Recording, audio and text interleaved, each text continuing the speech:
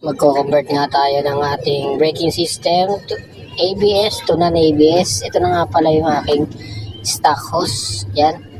Papalitan natin siya ng non-ABS na hose. Yan. Ito na nga pala yung ating pinalit na non-ABS hose.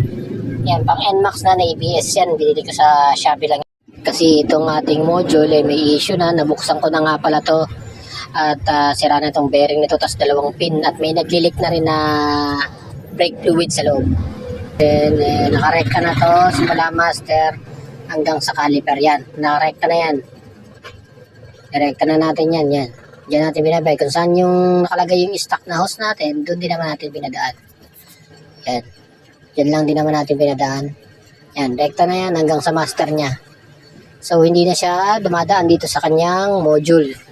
Kasi itong module natin may sira na nga, di ba? Swerte natin may speedometer pa tayo, kaya iniwasan ko na lang na hindi na mapasukan yung kanyang board. Kaya binaypas ko na lang muna siya kasi wala pa tayong budget. So kung may budget naman kayo, pwede nyo naman paayos to. Yan. So ito naman yung parang sa wiring natin. Puputulin nyo lang tong white na may blue. Yan. Putulin nyo lang to. Yan, white na may blue yan. Yan lang naman yung isang white na may blue. Yan.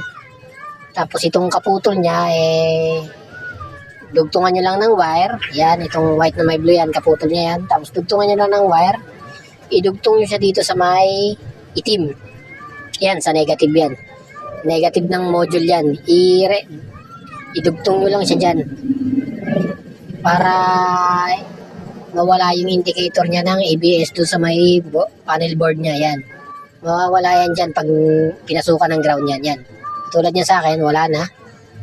Ganun lang ang gagawin nyo para mawala yung ABS na indicator niya. Kaya itatap nyo lang siya sa may ground. So ulitin natin. Ito yung pagkaka-wire niya, di ba? Itong blue, yung white na may blue. Ayan o. Yung galing ng module yan. Putulin nyo yan. Tapos yung kaputol niya galing sa baba. Ay idugtong nyo lang dun sa may itim. Yan, nag-iisang itim lang din naman yan. Wala namang ibang itim dyan yan. Itap nyo lang yan dyan. Para mawala yung indicator niya sa may dashboard. Yan lang naman ang pagkakakonect niya. Tapos i-tape nyo na lang. Ayusin nyo na lang pagkaka-tape. So ulitin ko, applicable lang to para sa may mga speedometer pa. Yung wala na, ibang issue na yun kasi baka sunog na yung board nila. So ako, iniwasan ko lang na masira pa yung board ko, kaya binaypas ko na lang muna siya. Depende na lang sa inyo kung gusto nyo pang ipaayos. Kung may budget naman kayo, pwede naman. Yan, salamat.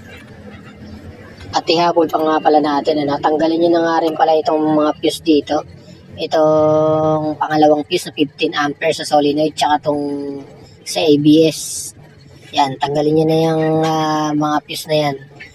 Isang 15 amperes, tsaka 30 amperes. Tanggalin nyo na yan para wala nang supply doon.